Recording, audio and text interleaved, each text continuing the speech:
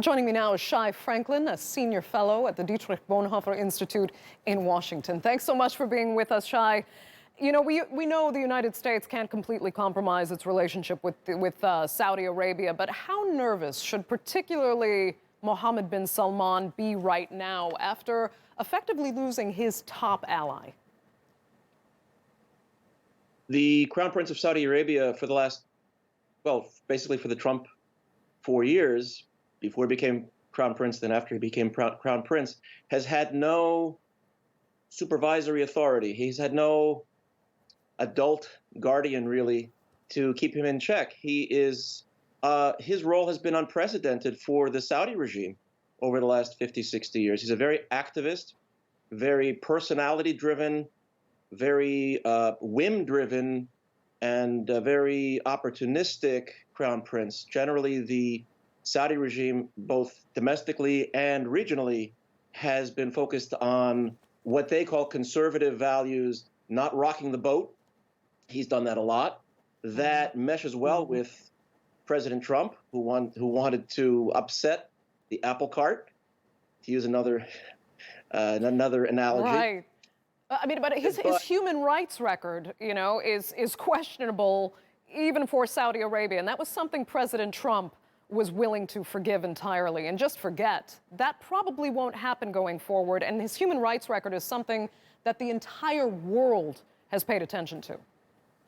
Yes, President Trump, if you'll recall, in his first overseas trip as president, addressed most of the Islamic and Arab leaders in Riyadh at a joint summit. And he effectively said that we don't care what happens inside your own borders, which is a violation of the Universal Declaration of Human Rights. It's a violation of American principles, something that since World War II, the United States has fought to make a gold standard around the world. President Trump basically relaxed that and said, as long as you're with us on fighting terrorism, then we will look the other way on human rights. What we know, though, is that looking the other way on human rights is a great way to allow terrorism to bubble up and to become a potent force not only against the United States, but also against the Saudi regime. So I think President-elect Biden has enough of a track record, as do his people, with the Saudi regime and Saudi officials, that they can tell them that. They can tell them from a point of view as a friend, let's call it more tough love, rather than just encouraging them to their worst instincts. Okay. Let me ask you then about Benjamin Netanyahu. You know, he found himself at odds with the Obama administration mostly, and he called Trump Israel's best friend. He's also facing serious domestic legal problems. Where could the next 4 years take him?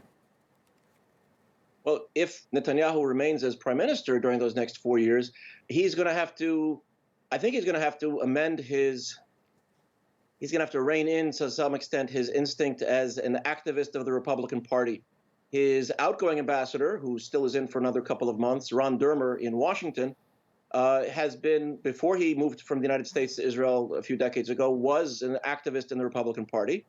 And he and the Republican leadership in the House of Representatives 6 years ago arranged for Netanyahu to come and give a speech in the U.S. Capitol, effectively attacking the Obama policy on the Iran deal. So Netanyahu has really aligned himself with the Republican Party. Biden knows that Israel is a good friend of the United States. He personally has a good relationship with Netanyahu. And I am confident that President-elect Biden will use the opportunity to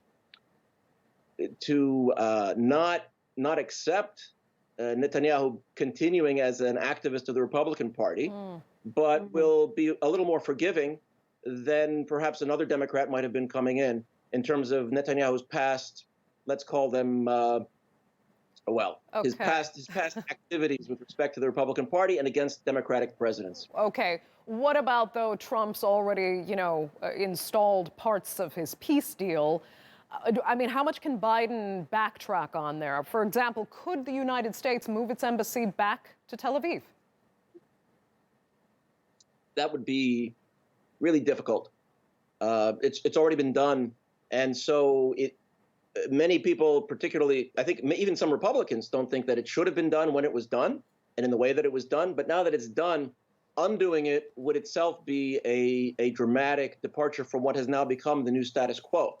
What President-elect Biden can do is reopen the East Jerusalem consulate, which was acting as effectively an embassy to the Palestinian leadership in Ramallah, in the West Bank. President-elect Biden can make clear that there should be no more unilateral actions.